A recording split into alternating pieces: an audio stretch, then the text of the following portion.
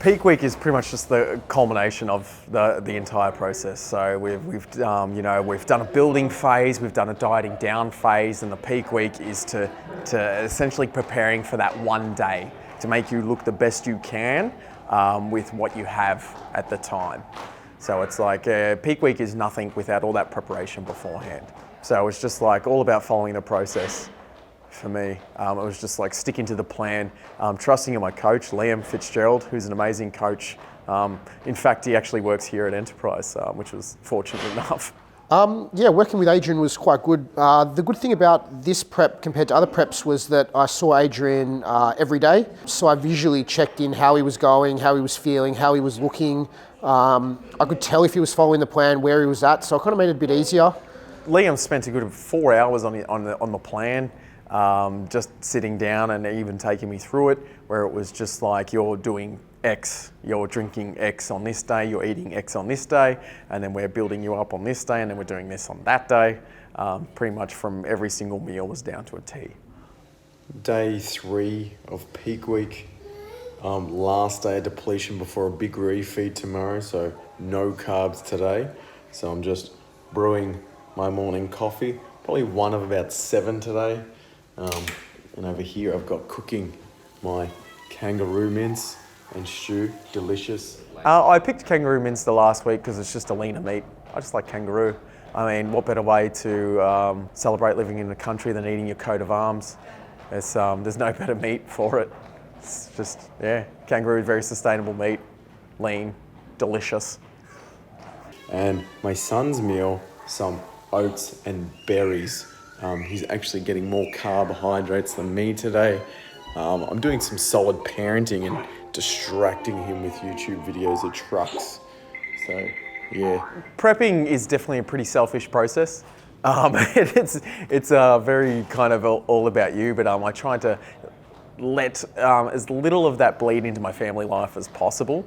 And I think support network at home is probably the most crucial, and explaining that to the people around you, how that's going to affect you and how that's going to affect them, so they have a better understanding, so it's not a surprise when you kind of need to run out, go for a run. But it was like, I was getting up earlier before my wife and kid would wake up to go do my morning cardio, or I'd try and get sessions in just around times that didn't affect them as much. Day 3 of prep week, waking up at 5 a.m. to go for a run. Still coming in pretty good. Yeah, we're getting there. Day 3 of peak week, getting some morning cardio in. As you can see, it's quite lively here at Werribee South Beach. It's thriving at this time of the morning with all the other compro people that are around. I mostly do running just because it's time efficient. It fucking sucks. But we're just trying to burn that last bit of energy, calories, heading into the comp. I better get back to it. Probably the comments from people, I would say, stood out to me. It's probably the one that comes most annoying, especially people who don't understand the process as well. It was probably like, especially because when you start to lose a lot of fluid and things like that, the face tends to become a bit more drawn. Yeah. So you get the comments, and the last thing a bodybuilder needs to hear is, "Oh my God, you look so skinny," and you're like, "Motherfucker." It's like the worst thing you could say to someone during this process. And it was probably about or maybe about 4 or 5 weeks into the cutting phase, I started to feel a bit smaller. And that was kind of playing on me a bit. And for a while there, it was kind of post-Christmas, and I'd dropped a fair bit of weight, and I was just like feeling pretty small. And I was just like, fuck, this is getting tough. I think I might pull the pin here. And I was literally walking down the street along Swan Street in Church, just waiting at the lights. And this random wog dude just walks past me, and he goes, "Oh, hey, bro." He goes, "Looking pretty good, man." And I was like, "Oh, thanks, bro." It was like probably the greatest day of my life. I think that guy doesn't realize how much that actually turned my process around. I was like, "Okay, we're doing all right here." And he was just like, "Yeah, keep it up." And he just walks off. And I was like, "Cool." And I was just like, that whole process just kicked me into gear. So I thought that was pretty funny. Just like a nice little comment from some stranger kind of kept me going along. So that was pretty funny. So morning of day 4 of peak week, I've hit my lowest weight in history, 80.1 kilos. December 2017, I was weighing in at 100 kilos, so just realizing now that I've lost 20 kilos. That's quite a substantial amount to drop. Feeling pretty flat this morning, no carbohydrates. So we're going to see a comparison from this morning to this evening after I load up on about 500 grams of carb macro weight, so should be interesting. Today's going to be my high carb day, so I'm starting the day off with 500 grams of cyclic dextrin, fast absorbing, slow release protein, and I've got beautiful amount of rice with my stew this morning. So today should be a good day. I was feeling exhausted by the end of yesterday. It was my 3rd day with no carbs in my diet. It was disgusting. I'd never recommend it. I don't know how these keto fucks manage. It's gross. But yeah, I'm looking forward to loading up today, and we'll see how full my muscles look by the end of the day.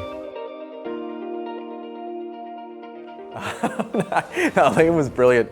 Liam was a really good coach. He did a lot for me. Had a lot of support. Probably the best thing, he knew how to interact with me. There was one day I was just bitching about how everything was too tough, and he just told me to shut the fuck up, essentially.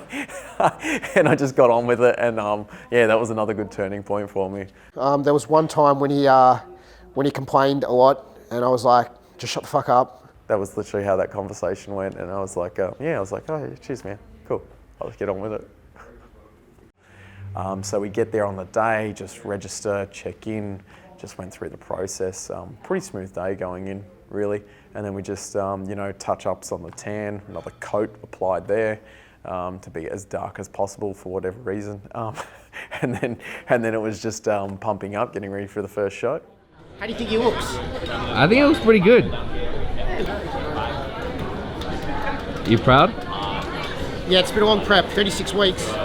Spent about 12 weeks building baseline calories up, finding out what foods work for him, what foods don't work, and then 20 weeks dieting down slowly, so it's coming quite lean. There needs to be some sort of agreement where we just dial back the tans just a little bit, so we're not so dark and ridiculous, because I feel that took away from it, to be honest, more than anything. Just the process of getting tan was the most annoying part of this entire process by far. That 3 days of getting like 3 coats of the darkest tan possible was probably the worst experience of my life. So Adrian, you're about to go on. What are your thoughts? Just thinking about win. All I do is win. All you do is win? What you got? Are you nervous? No, of course not. Why would I be? So you're not nervous? No, I'm a little bit nervous. I think it's a combination of all the sugar that I've just been having here, from the jam, maple syrup, straight dextrose powder, pretty much all that.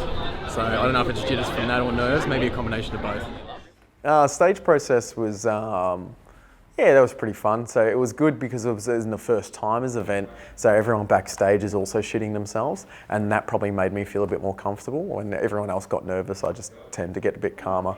So I was like, okay, everyone else is in the same boat. That's all I just kept reminding myself. So that was, that's probably the best way getting into it. The first time I wasn't against a whole heap of experienced athletes, so it was like there was nothing really to be intimidated about. Then we just go on stage and then get called through the routine, and I freaking felt like they held us up there for about 40 minutes.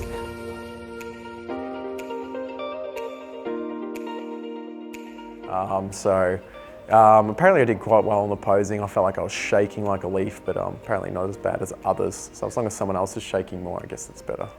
Yeah. Yeah, well, I was pretty happy with what I did. We placed in both events and are very competitive. So just looking forward to seeing the judges' feedback and what we need to do for next time. Definitely will be a next time, but I want to spend a good 12, 18 months building. I think a lot of people tend to jump from comp to comp without having an actual process of kind of getting bigger.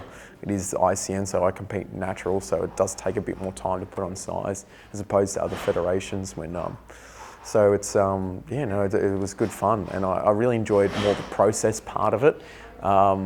you know, just got to kind of work my way around the tan, which is the most annoying part of it. The day is just a culmination of it. The day really, for me, wasn't that big of a deal. It was more about the excitement of the process and the training, the nutrition, the discipline of it was probably the best thing. It was, you know, and this process applies to every single client we have here that is, in terms of wants to put on size, wants to get leaner, which most people do. They want to lose body fat. It's just an advanced version of that. Like Mark says, it's like all competing is. It's just advanced fat loss. We're just getting down to like leaner body composition the best possible, and you just understand the process of that a lot better, and the actual kind of discipline it takes and the time it takes and the thought processes of going through it as well. So I'm on my second day of peak week now and trying to consume 5 litres of water today without salt. So this is pretty much my day.